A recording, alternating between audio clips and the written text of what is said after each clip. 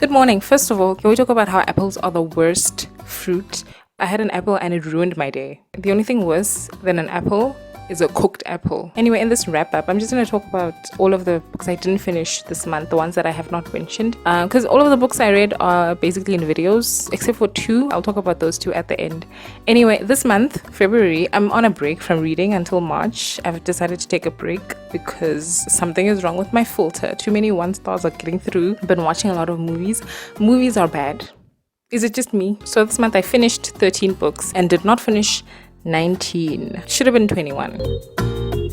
So firstly we have Lady, what's her name? Ludmilla? Lady Lou's Accidental Letter. This is a historical romance, I guess. The premise is giving You've Got Mail, which is one of my favorite romances of all time. So I thought, oh, maybe You've Got Mail, but like in an historical setting. That's the perfect setting for that type of story. And that's basically what it is.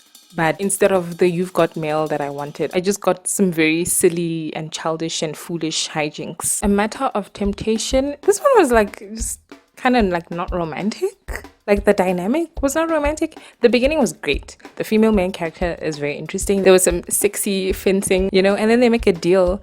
And then after that I was like, okay, and then now what? This needed more tension. This needed to have like more of like a mistaken identity thing. Do you know what I'm thinking of? Oh my god. There's a British Casanova, which is like I think a limited TV series or something. It came out the same year as the film Casanova. The one I'm thinking about has God, what's his name? He was Doctor Who. He played Crowley in Good Omens. Oh my god, that guy. It has that guy. Maybe continue with the mistaken identity thing or something. Do it like in Mulan with Shang, where Shang is like, I think I'm in love with this man.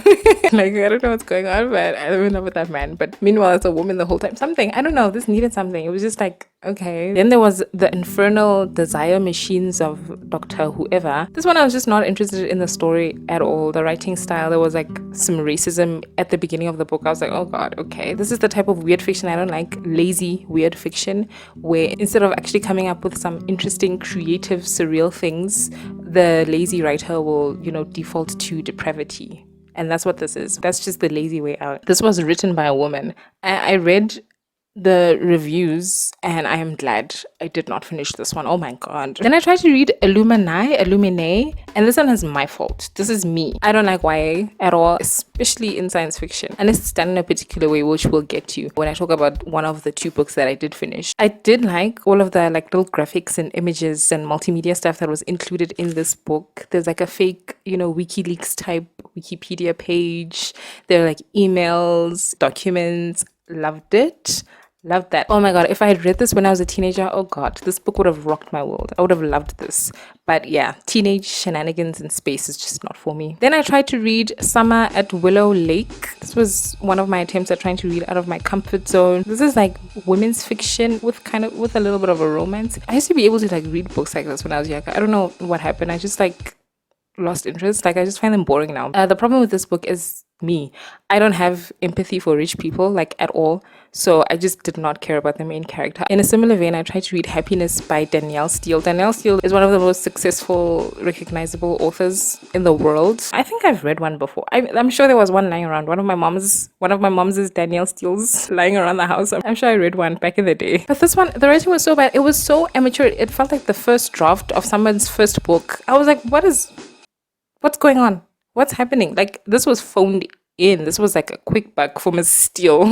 Apart from the writing, this had a main character who was like whinging the whole time about inheriting an estate that basically keeps itself. Like, she does not have to do anything. She didn't have to pay taxes on it. She didn't have to pay for its maintenance or whatever. And she kept whinging, I don't know if I want this. And then there's like this insta-love situation with the blandest, dullest male character I've ever read in my life. I was like, okay, Miss Steele, really just like phoned in. Then I read Outpost, and Outpost is like your typical juvenile broy sci-fi. This is some sort of like horror, very corny, very silly, terrible. Then I read Yellow, what is this? Yellow Jessamine? This is supposed to be some sort of gothic horror novella.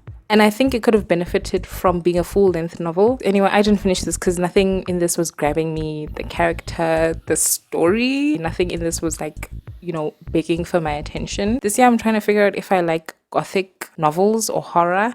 I think I do in theory because Remember the movie The Secret Garden? That one is pretty cool. And it is just like vibes, like a creepy house or something. So I think I can like it. Then there was Parasite, and this one was also supposed to be a science fiction horror. This is set on like a settlement on another planet. There are three women who work together to like kill alien pests or something. Whatever. This one had no tension, no intrigue. The writing was basic and the characters were bland. The Woman on the Ledge. Are thrillers just bad? Like, I think thrillers are just bad. Anyway, with this firmly cemented to me that I just don't like first-person thrillers because it's just invariably going to turn into some sort of unreliable narrator thing, which I just find cheap and boring. Oh, you were lying to me the whole book? That's interesting. Wow, I didn't see that coming. Wow, of course I didn't see the twist coming because you were lying to me the whole book. Set up a good mystery and be okay if it gets solved. That way you don't have to resort to cheap tricks. The Furthest Star, another science fiction. This one is like one of those big, epic, sprawling sci-fis about the future or whatever. It was also incredibly dull. Then I tried to read my girl Karen Lord's Unraveling. She let me down. I was confused and bored, and I just don't like this type of fantasy. I like fairy tale light fantasy, a Midsummer Night's Dream. This is not for me. Those were the ones I didn't finish, and now the two books that I did finish that I did not mention in any videos. The first one is Part-Time Husband. This one I gave 3 stars. It's a marriage of convenience romance. There is nothing I love more than a marriage of convenience. In contemporary settings, it can be very silly and ridiculous, but in this it kind of worked. I also liked that we only had one point of view. I love that. I love the tension of only having one point of view. I like guessing, like, oh, what's going on? What's going on with the love interest? I love that.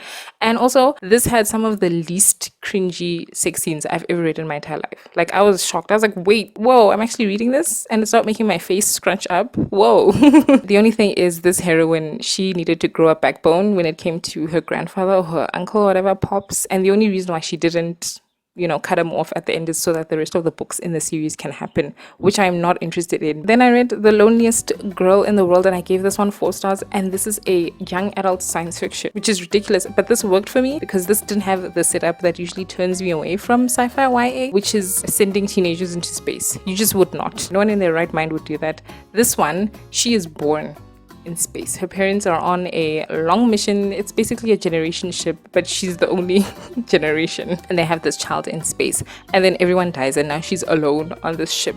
I felt so sorry for this poor child. Oh my god, this was a very convincingly written teenage girl. I will say that's another thing usually that turns me away from YA, the way that people write children. The best depiction of children is in the British comedy Outnumbered. Oh my god. Perfect. And this was pretty convincing as well. The naivety, the hormones, being gullible as hell, all of that was very convincing. And this was like a very quick, fast-paced read.